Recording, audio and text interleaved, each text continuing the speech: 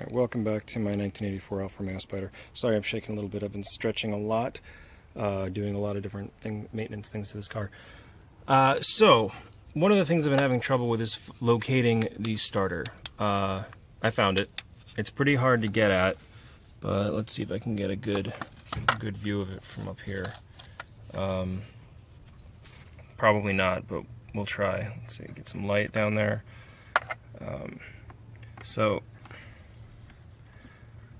Okay. Right, you can see some light down there. There's a red wire right there, right in the middle of about in the middle of the screen. That is the starter. That is the wire. Those are the wires that attach to it. There's a red one. There's another one that looks like it might be black. It might be the ground. It's pretty thick. And then there's another little black one above it, which it's pretty hard to get the light to shine directly on that spot. But yeah, that's the starter. I figure the best way to get at it is I removed the washer fluid reservoir here, and then I removed the coolant tank, or at least I moved the coolant tank. And when I did that, I was able to get my hand to reach the nut that holds on to those wires. So I'm going to try to remove it. It is raining now. That might have to wait till tomorrow. I did get the ignition coil cleaned up. That was really dirty. So was the ground down here to what might be the ground of the ignition coil, but I doubt it. It does go up into the main body, so I have no idea what's the ground to. But there is a ground right there that needed some cleaning. Yeah, the rain actually just started picking up, so this might have to wait. But in any case, that's where the starter is. I'm probably not going to video it because I'm getting covered in oil and I'm making my phone pretty dirty. But I know that I was trying to find where it was earlier, and I didn't have a whole lot of luck. So that's where it is, and that's how you get at it. I hope I never have to change it. I really don't want to do that. It seems bad enough that I'm going to have to clean up those contacts that are just saturated with oil. If you ever have to change it though, now you know where it is, possibly how to get at it. I don't think getting at it from underneath is going to be very efficient. I tried to reach, and it's a really tiny little hole to get in from down there. But yeah, there it is. Alright, well, it stopped raining out here in Los Angeles, so I went ahead and started cleaning up that starter. It is in fact very difficult to get at. It's really hard to get any sort of contact cleaner down there to clean it. I did remove at least the first of the connectors. This one's not a bolt-on connector, it's just a spade connector.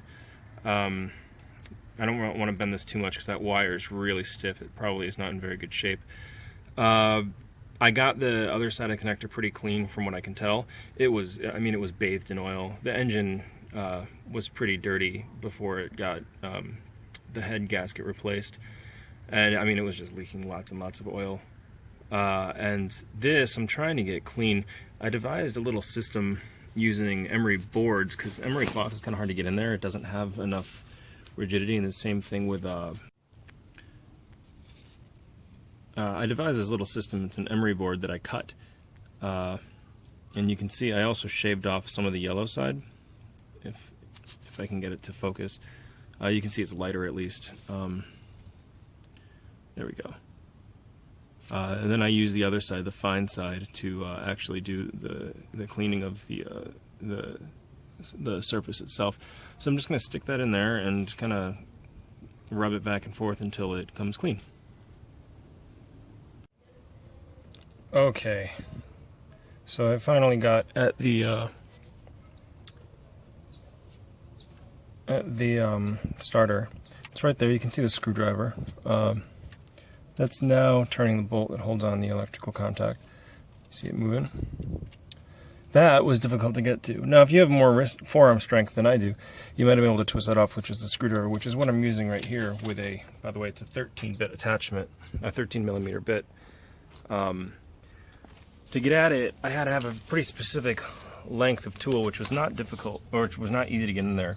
So I had my crappy, ratcheting wrench, or whatever ratchet, and I had 2 of these extenders added to it, and then on top of that I had the little thing to make it go from, was it 3/4 to 1/8 or whatever it is for the sizes. And then I had my little bit attached to it, the 13 millimeter. Actually, that's not 13 millimeter. It's supposed to be a 13 millimeter. This is 17/32. I'm gonna go put the 13 millimeter on just to make sure that that's accurate, because the 12 was too small. This is probably the equivalent, I'm not really sure. Anyway, that's what I had to do to get at it. I didn't have the leverage, so I had to use this. And because there's so many little pieces of the car underneath it, I needed the exact length here in order to actually get some sort of distance so I could turn it enough. So it seems like this thing's going to come out. Putting it back in might be a bit of a challenge, and I'll have to get clever on that one. Something that I like, and I've been using a lot today, is my little magnetic pole, and I'll probably use this actually to feed the bolt back down into it so that I can get it lined up properly without having to worry about losing it, because there is a little bit of space that you can reach down all the way to that spot. It's just not easy to get to. Anyway, if you have any trouble or anything with this, go ahead and leave a comment. I'd love to hear it, or if you have any questions or maybe answers to make this easier for other people.